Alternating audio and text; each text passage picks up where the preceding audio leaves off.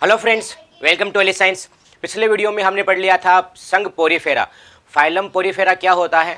इस वीडियो में हम जानेंगे कि जो फाइलम शिलेंट्रेटा है वो क्या है। सबसे पहले इसका नाम ऐसे क्यों पड़ा है, तो देखिए इसके अंदर एक खाली जगह है, अंदर की साइड में एक खाली खाली जगह को हम क्या कहते हैं, सील या गुहा कहते हैं। ठीक है, सीलोम कहते हैं, गुहा कहते हैं। खाली है, खोखली है। ठीक है, और एंटेरोन, एंटेरोन का मतलब होता है आंतर। ये जो अंदर का जो भाग है ना इसका, ये आंतर की तरह काम करेगा, इंटेस्टाइन की तरह काम करता है। तो इसके अंदर क्या होता है, खाली यानी खोखली एक आंतर पाई जाती है, गुहा पाई जाती है। इस वजह से इसका नाम हो गया सिलेंट्रेटा। कंप्लीट है। एटा वर्ड क्यों लगाते हैं मैं आपको पहले बता चुका हूँ। जहाँ पर एटा लगाते हैं इसका मतलब होता है टू बियर, यानी धारण करना, पहनना किसी चीज़ को। कंप्लीट है। ओके, नेक्स्ट इनके अंदर जो बॉडी ऑर्गेनाइजेशन है यानी जो शरीर संगठन है वो कैसा है, तो वो होता है उत्तक लेवल का ही होता है। यानी इनमें विभिन्न प्रकार के उत्तक बन जाएंगे लेकिन अंग नहीं बनते, इनके अंदर अंग नहीं पाए जाएंगे। ठीक है, तो अंग नहीं है इसका मतलब अंग तंत्र नहीं है, कोई पाचन तंत्र नहीं है, कोई श्वसन तंत्र नहीं है, कुछ भी नहीं है इसके अंदर। तो अब हम बात करते हैं कि इनकी जो समिति होती है वो कैसे होती है। तो ये अरीय समित होते हैं, यानी इनको अगर हम किसी भी अक्ष से काटते हैं तो दो बराबर भाग बन जाएंगे इनको। ठीक है, तो इनके अंदर समिति हो गई, अरीय समिति इनके पाई जाती है। ये द्विकोरकी यानी डिप्लोब्लास्टिक होते हैं, यानी इनका जो भ्रूण होता है, एम्ब्रियो होता है इनका, उसमें दो लेयर पाई जाती है।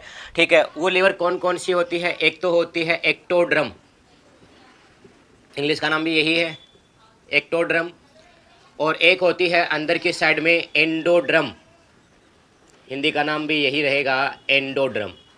कंप्लीट है। तो इसके एक्टोड्रम से तो ना इनमें बनती है अधिचर्म।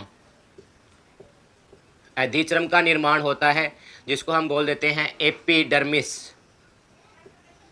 ठीक है, ये बनती है। और ये एंडोडर्मिस अधिचर्म कौन सी है, जो मैंने रेड कलर में यहाँ पर जो दिखाई है ये अधिचर्म है, इसकी एपिडर्मिस है। इसका निर्माण किससे हुआ है, एक्टोड्रम से हुआ है। इनकी जो एंडोड्रम है, ठीक है, उनसे बनती है अंदर की ओर होती है, इसके अंदर आंत्रचर्म कह सकते हैं, जिसका नाम हो जाएगा गेस्ट्रोड्रम। आपको ये इंग्लिश वाला वर्ड ही याद रखना है। आंतरचर्म इसमें बहुत कम मिलेगा, मिलेगा ही नहीं कई किताबों में, तो ये नाम आपको। उसका निर्माण किससे होगा, उसका निर्माण होगा एंडोडर्मिस से। जो अंदर की साइड की जो लेयर होगी ये क्या है, आंतरचर्म है। इनके अंदर आपको पता है कि बीच में गुहा होती है, ठीक है, केविटी होती है, जिससे क्या बनती है, देह गुहा, बॉडी केविटी जिससे बनती है, बॉडी केविटी जिसको हम बोल देते हैं देह गुहा। इसमें देह गुहा नहीं पाई जाती, उसका इनमें अभाव होता है। इसका मतलब ये कैसे होगी, ये एशिलोमेट होते हैं। क्यों नहीं पाई जाती, क्योंकि इनके बीच में जो खाली जगह है ना, वहाँ पर एक सलेस्मा म्यूकस जैसी लेयर बन जाती है बीच में, जो नीले कलर से मैंने दिखाई है, और इसको हम कहते हैं मीशोग्लिया। ठीक है, या मीशोग्लिया, इंग्लिश का नाम भी यही है। तो इसमें भी क्या पाई जाती है, मीशोग्लिया पाया जाता है। जैसे हमने पहले भी पढ़ा था, पोरीफेरा के अंदर भी एक्टोड्रम और एंडोड्रम है, उनके बीच में क्या था, मीशोग्लिया था। उनमें एक्टोड्रम से क्या बना था, पिनेकोड्रम, और जो एंडोड्रम है उनसे क्या बना था, कोइनोड्रम बना था। लेकिन इनमें क्या बनता है, एपिडर्मिस और गेस्ट्रोडर्मिस बनता है, अधिचर्म और आंतरचर्म बनता है। इसके बीच में ये खाली जगह है, गुहा है, इसको कहा जाता है गेस्ट्रोवेस्क्युलर केविटी। ठीक है, या हिंदी में कह देते हैं गेस्ट्रो को कहते हैं जठर आंतर गुहा। जठर आंतर गुहा इनके अंदर पाई जाती है, ये जो खाली जगह है।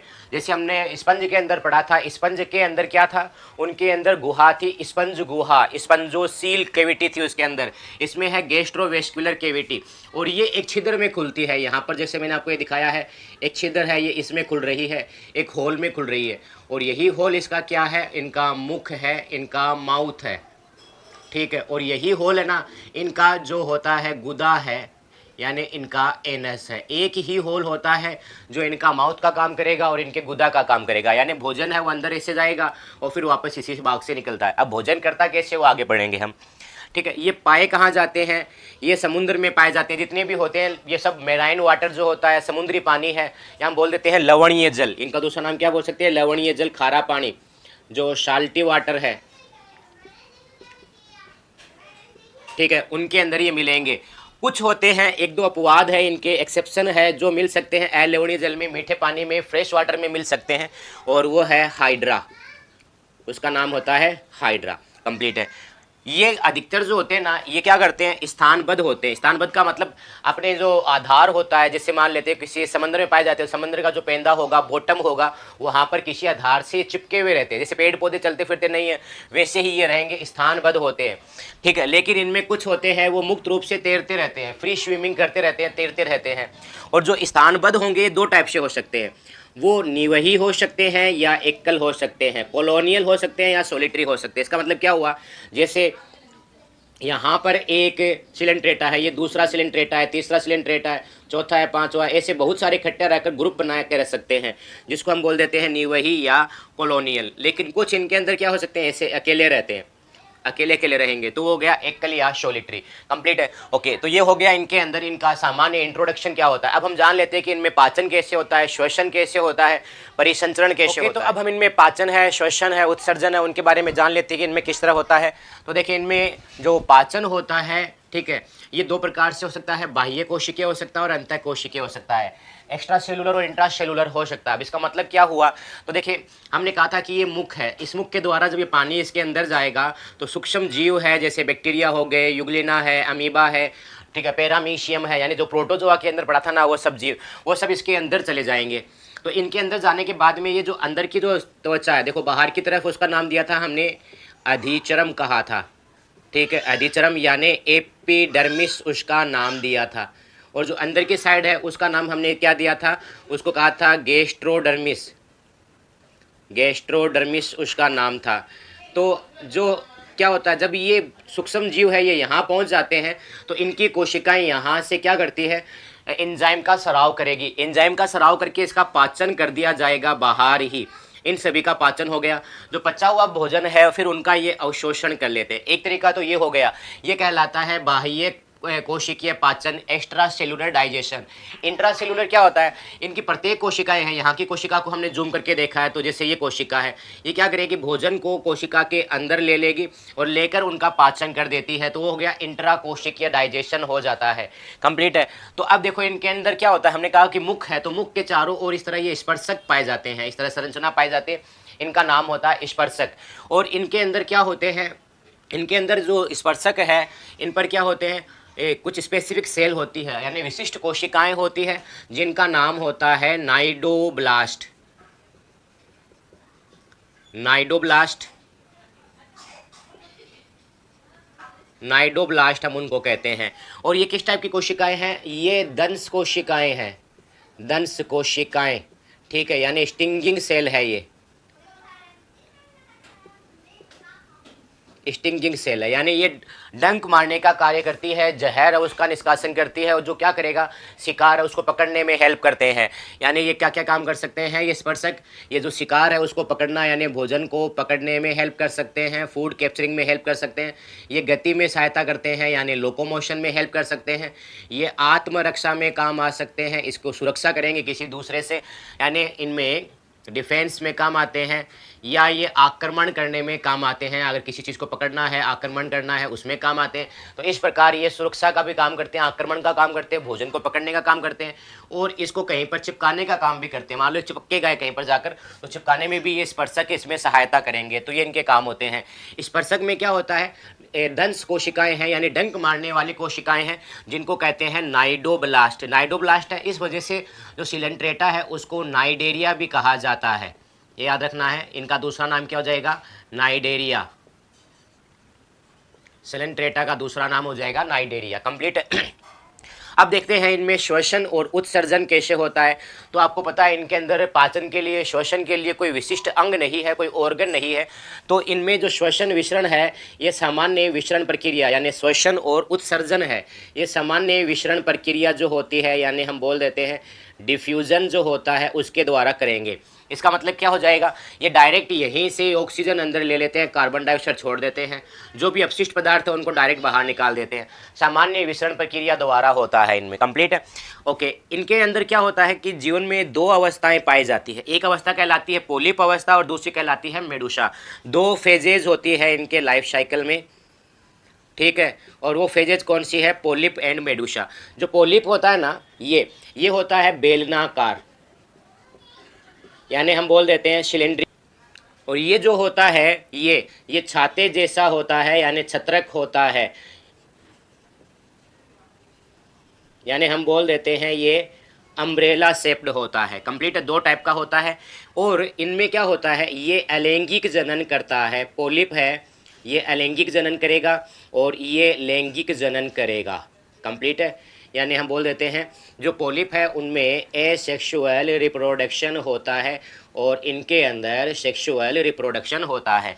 कंप्लीट है। अब इनमें क्या होता है, एक प्रक्रिया पाई जाती है, उसको हम कहते हैं पीढ़ी एकांतरण या मेटाजेनेसिस। मेटाजेनेसिस, पीढ़ी एकांतरण, अल्टरनेशन ऑफ जनरेशन। अब ये क्या चीज़ है और इनमें जनन कैसे होता है उसके बारे में जान लेते हैं। ओके, तो अब सिलेंट्रेटा में जनन कैसे होता है, रिप्रोडक्शन कैसे होता है उसके बारे में जान लेते हैं। तो देखिए, सिलेंट्रेटा में दो अवस्थाएं हैं, मैंने आपको बता दिया था। एक कहलाती है इसमें पोलिप, ठीक है, ये नाम हो गया इसका इंग्लिश का पोलिप भी। और दूसरी अवस्था इसकी कहलाती है, उसका नाम है मेडूसा, ठीक है, यानी इंग्लिश का नाम भी यही है, मेडूसा। ओके, जो पोलिप होता है ये मैंने आपको बताया था, दिखने में कैसा है, ये बेलनाकार होता है, यानी सिलेंड्रिकल होता है।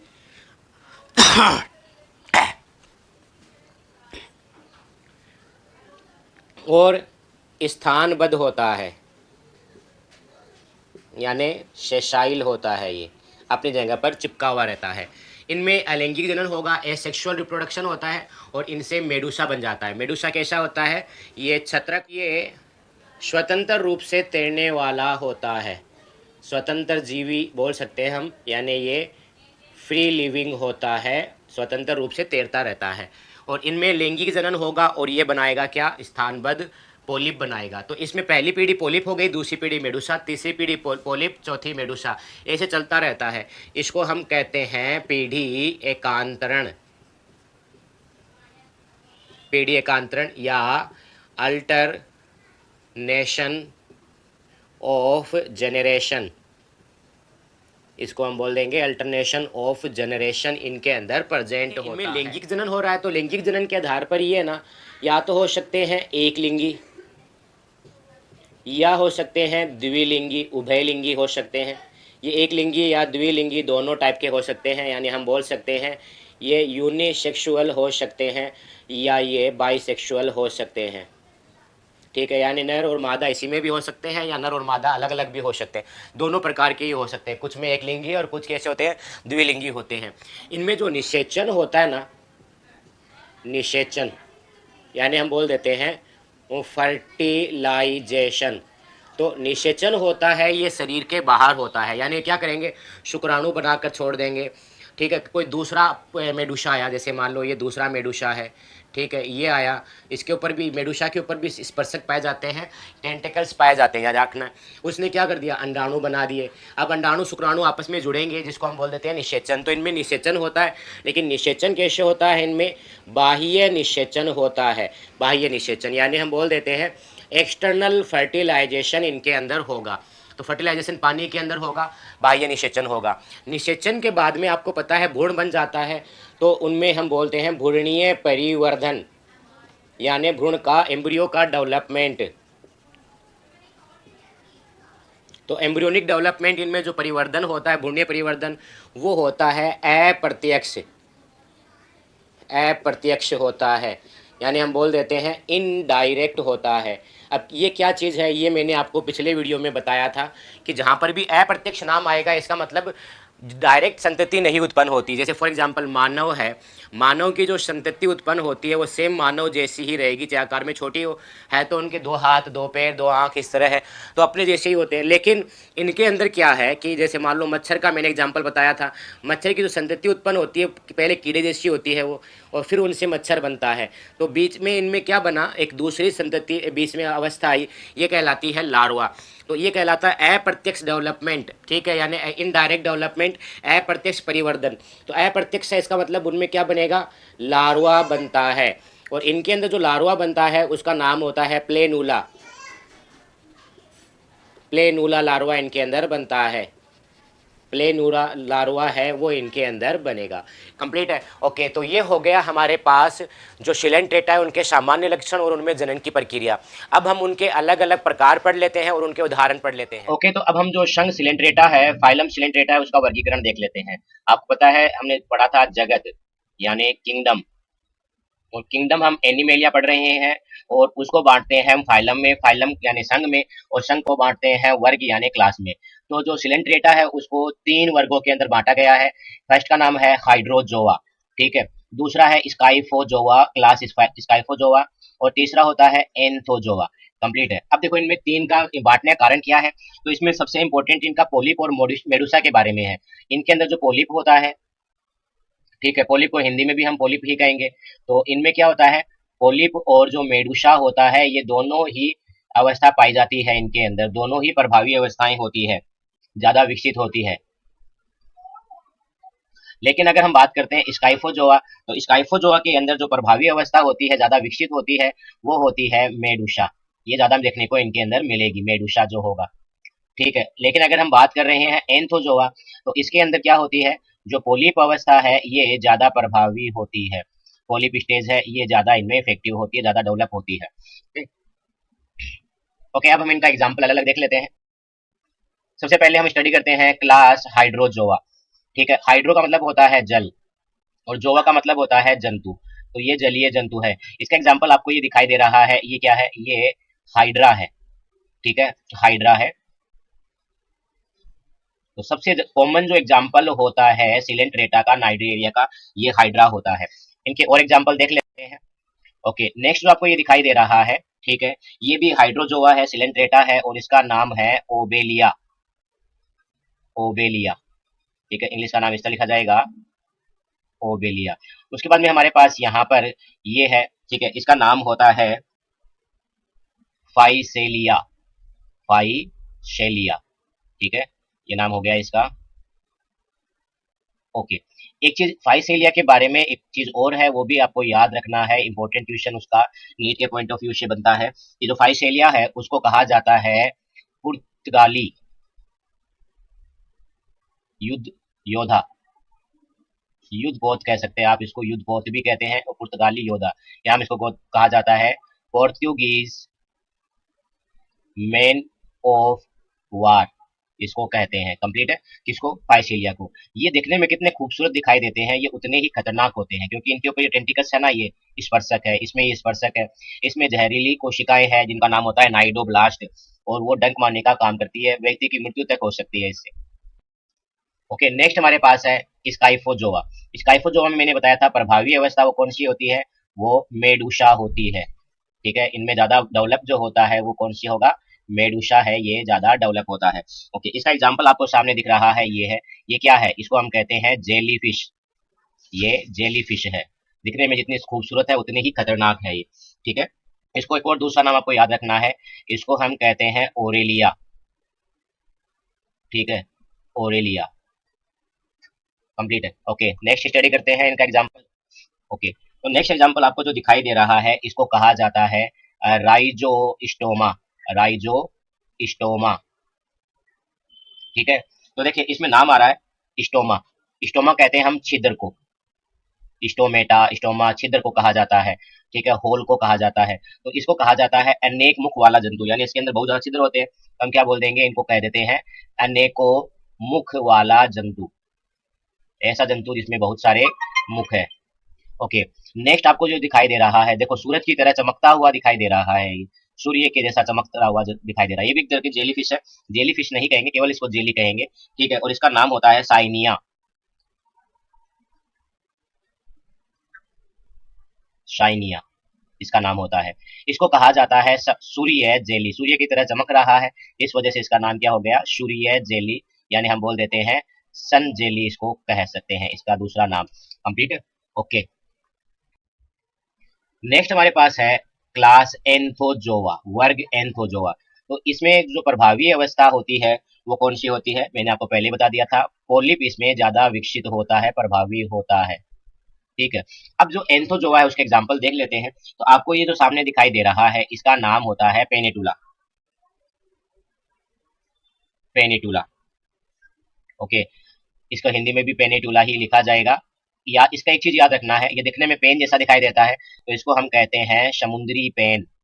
समुद्री पेन हम इसको कहेंगे, यानी सी पेन है ये हमारे पास। इसको याद कैसे करें, तो इसमें नाम आ रहा है पेन, और पेनिटुला का पहला वर्ड है तीन, ये क्या है, सॉरी 3 लेटर पहले जो अक्षर है 3, ये क्या है, पेन है।